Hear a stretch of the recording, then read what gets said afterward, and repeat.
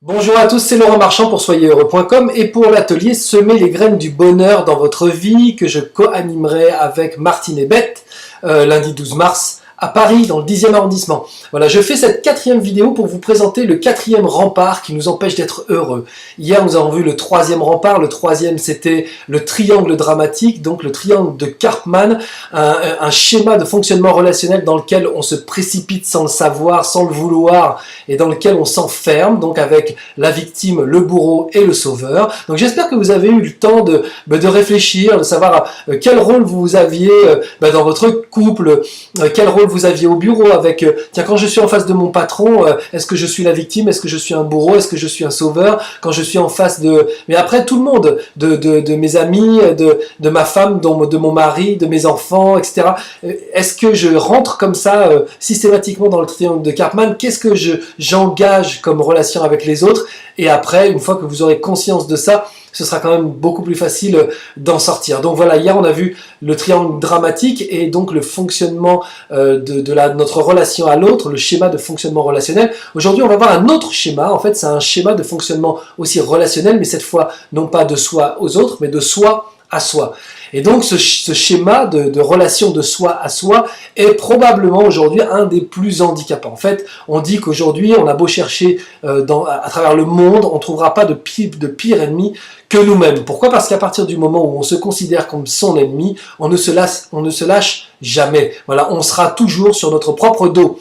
Et donc, je voulais l'illustrer avec ce que j'appelle, moi, le sac de jugement. C'est-à-dire, le sac de jugement, vous imaginez un grand sac que vous avez bien rempli, que vous portez sur votre dos toute votre vie, et dans lequel il y a des jugements. C'est-à-dire, je suis nul, je suis incapable, je suis moche, de toute façon, j'ai pas de valeur, je ne mérite pas, je ne suis pas digne de confiance, je ne suis pas légitime, je ne suis pas ceci, je ne suis pas cela. Donc, c'est une tonne de jugements que vous avez dans ce sac de jugement et que vous portez sur votre dos tout au long de votre vie, et que vous ouvrez dans certaines conditions, et notamment quand vous êtes en face d'une opportunité qui pourrait vous rendre la vie plus facile.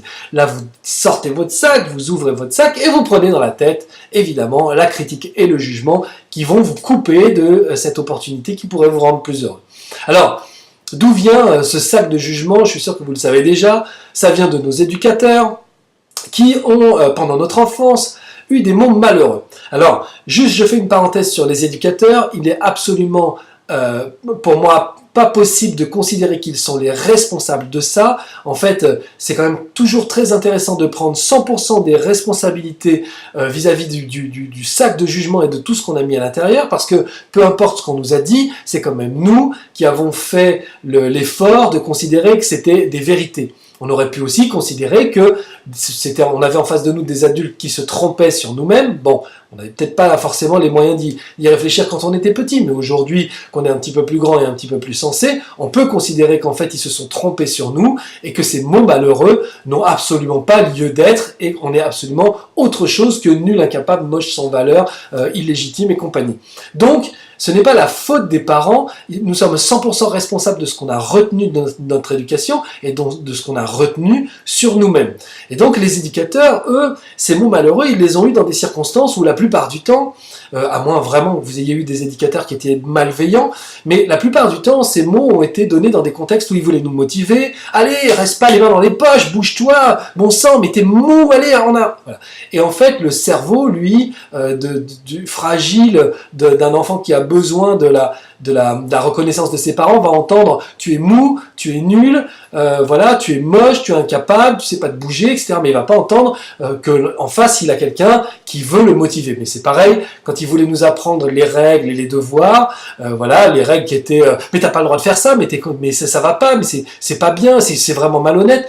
En fait, on n'est pas plus malhonnête, on est juste en train d'apprendre les règles et on vient de les transgresser, on nous remet dans le droit chemin. Ça ne fait pas forcément de nous quelqu'un de malhonnête, mais c'est quand même ce qu'on retiendra au final et qu'on ajoutera à notre sac de jugement.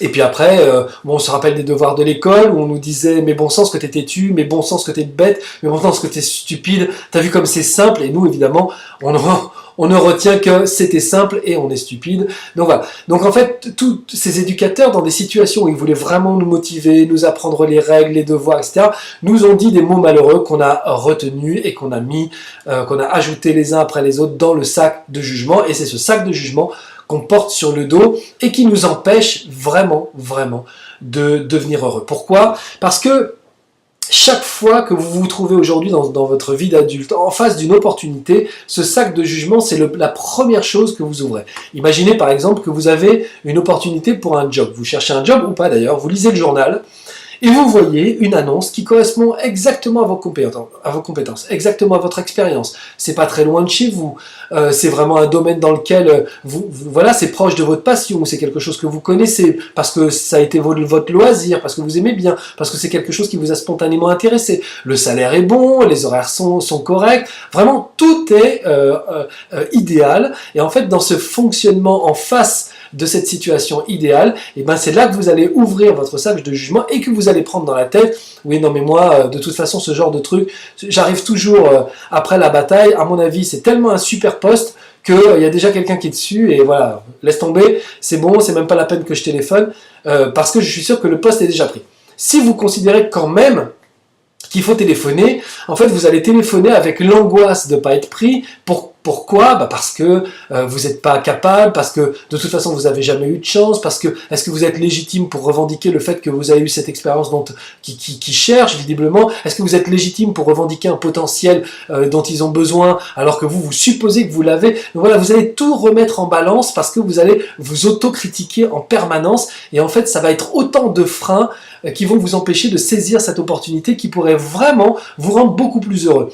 Et en fait, ces freins ne viennent de nulle part que de vous. C'est vous qui allez ouvrir ce sac de jugement et c'est vous qui allez sortir un par un les jugements qui vont vous couper de cette opportunité et vous empêcher de vivre quelque chose de formidable. Mais ça peut être quelque chose aussi au niveau du couple. Imaginez, vous êtes une femme de 40 ans, vous avez fait votre vie, vous avez, voilà, et ce sac de jugement est tellement important. Aujourd'hui, vous vous trouvez moche, vous vous trouvez inutile, vous vous trouvez pas aimable, en tout cas, vous avez jamais considéré que vous étiez aimé, donc vous considérez que vous n'êtes pas quelqu'un qu'on peut aimer, etc.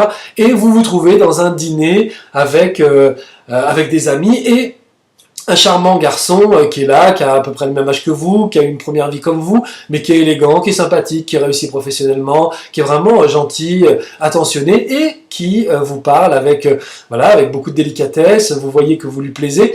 Là, vous allez aussi ouvrir votre paquet de jugement et vous allez commencer à dire oui, mais c'est un beau parleur. Oui, mais de toute façon, ce garçon, il est là pour charmer. Puis dès qu'il aura ce qu'il voudra, et bien après, il va me laisser tomber. Mais de toute façon, je peux pas avoir un mec aussi bien. Enfin, je veux dire, il va découvrir qui je suis vraiment et il va se barrer en courant. Donc voilà. Et c'est là que vous allez encore commencer à ouvrir votre sac de jugement et vous allez sortir un par un des jugements qui vont juste vous couper de l'opportunité d'être heureuse avec cette personne.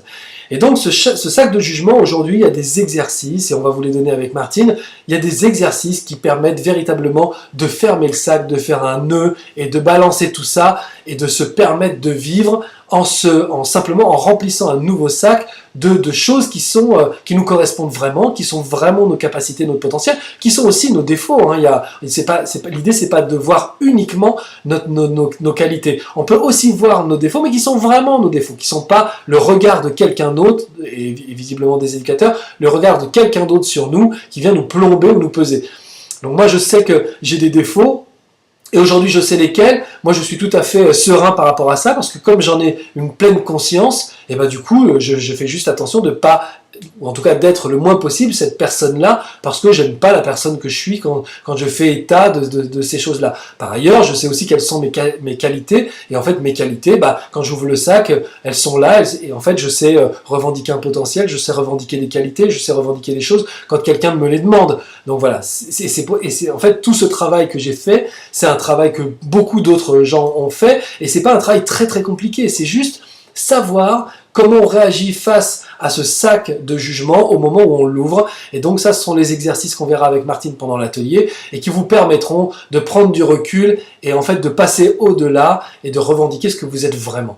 Et donc voilà, et donc vous sortirez de cette relation à vous-même où vous êtes votre pire ennemi et où chaque fois que vous croisez une opportunité, eh ben vous vous jetez le sac de jugement au visage. Donc voilà.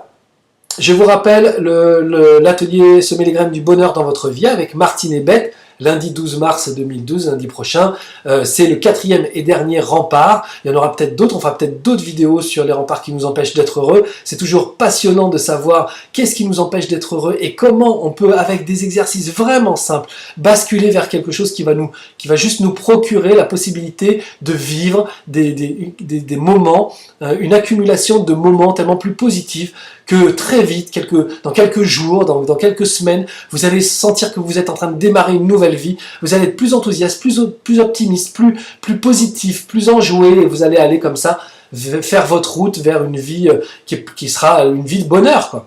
Donc voilà. Donc si vous êtes au boulot, faites-vous porter pâle, je sais pas, prenez une journée de RTT, si vous êtes un peu loin, prenez le train, ne ratez pas une occasion aussi incroyable de venir simplement transformer votre vie, puisque en fait pendant de 10h à 13h et de 14h à 18h, on va faire que ça, vous donner des opportunités, des exercices, des outils pour que vous puissiez rapidement transformer votre vie et vraiment vivre une vie avec plus de bonheur et plus d'enthousiasme. Et dernière chose, il est intéressant de se rendre compte qu'à partir du moment où on se sent bien, à partir du moment où on se sent en confiance et sûr de soi, ce n'est pas juste une vie heureuse qu'on va avoir, c'est que tous les domaines de notre vie vont être meilleurs, c'est-à-dire notre santé va être meilleure, notre vie professionnelle va être meilleure, nos relations sentimentales vont être meilleures, nos relations familiales vont être meilleures, on va être plus heureux au travail, on va être plus heureux dans notre capacité à gagner de l'argent, à réussir, à se faire plaisir, etc.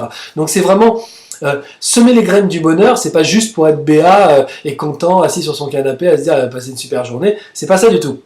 C'est vraiment trouver des moyens de basculer vers une vie plus heureuse à tous les niveaux, que ce soit la santé, la vie sociale, la vie professionnelle, etc. La vie sentimentale, à tous les niveaux, vous serez plus heureux. Donc venez, passons la journée ensemble, repartez chez vous avec tous ces exercices-là et très vite, vous allez voir que vous serez engagé sur la voie du bonheur, du succès, de l'amour, et voilà, et de la sérénité. Enfin, un peu de tranquillité dans la vie. On en a tous besoin et il y a des outils pour ça. Venez les prendre lundi 12 mars 2012 à Paris dans le 10e arrondissement. À très bientôt. Ciao.